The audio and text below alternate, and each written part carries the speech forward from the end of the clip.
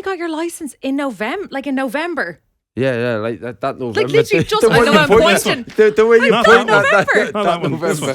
Because he's playing in October that way. Oh, that way.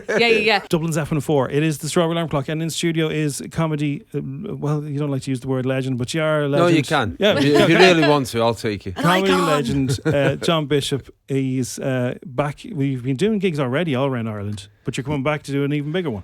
Yeah, I've just spent 3 weeks going all round Ireland doing venues from like 150 to 4,000, and it's been brilliant. This show is so Irish, and it's so about me wanting to be Irish that I want to do one more sort of wrap up of it, and so I'm going to come back to the 3 Arena. Right, and so that's going to be on the October the 5th. Yeah. Still at it. Or back at it. Back at it. I'll still be at it. I'll still be back at it. Back at it still. Still. Yeah. And where was your favourite places that you played? Well, the thing is, I went round on a motorbike. As you do. Well, no, because I've never done it before. I've only passed my motorbike test in November. Oh. So this is, my big thing was to like do the Wild Atlantic Way.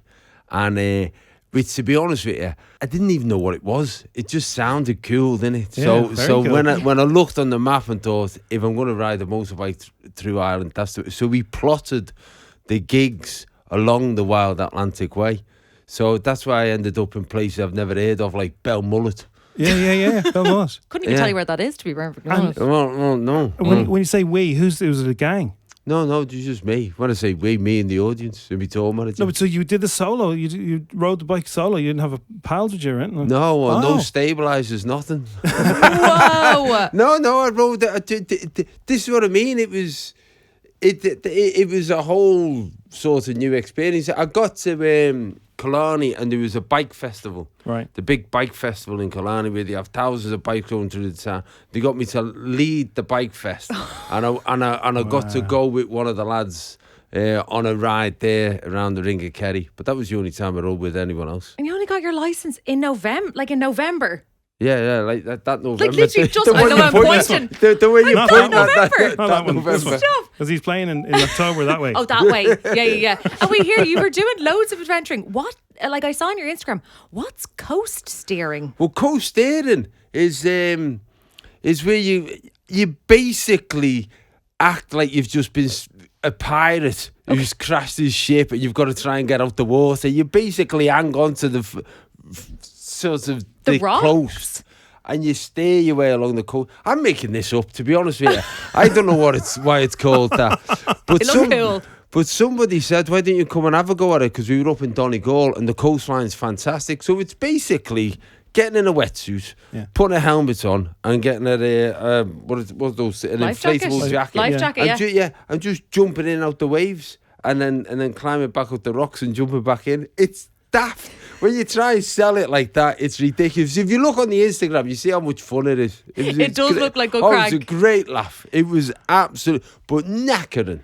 Well, when you told me this as we were walking down, I presumed this was a TV show like Billy Connolly would do back in the day, doing gigs, touring around. But no, this is just you hanging out. I just wanted to do it. I have this love for Ireland, which, to be honest with you, I lay on as thick as possible because I'm trying to get a passport. But I have this love for Ireland, and I wanted to see it in a different way. And I've got this new passion for riding the motorbike, so I just combined the two.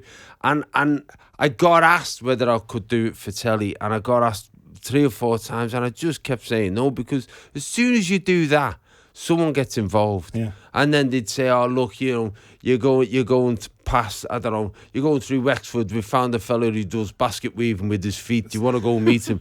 And you end up not doing the stuff you want to do. And I've done that before, and the thing I want to concentrate on now, which is why I call it all back at it, is just stand up. I've been pulled away doing loads of other stuff, which is brilliant, and I appreciate it. But I just want to do the stuff on the stage, and everything else just helps that. Yeah. And here you met your Irish mammy in Galway, Frances. Those videos, even my mom was like welling up. Like she was 92. Front and centre. You still have it, John. Yeah. You still have it. I know, that's it. That's it. That's what I mean. I'm still, you know what I mean? Then my groupies come on Zimmer frames. Yeah, they do.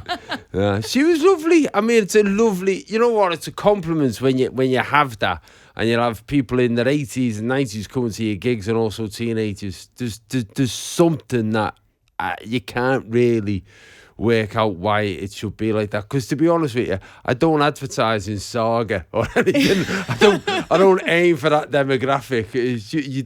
People just come to you, don't they? And you gotta. I love it. And she was brilliant. She was such fun. When a brilliant moment like that happens, like, did you think, I'm gonna get 5 minutes out of this? Are you readjusting the set list in your head? Yeah. This is a gift. Well, basically, again with this tour, because I was doing smaller venues, I've been able to do a lot more interaction with the audience, and so the sort of second half of the show has a structure to it because it builds a story that's all explained at the end.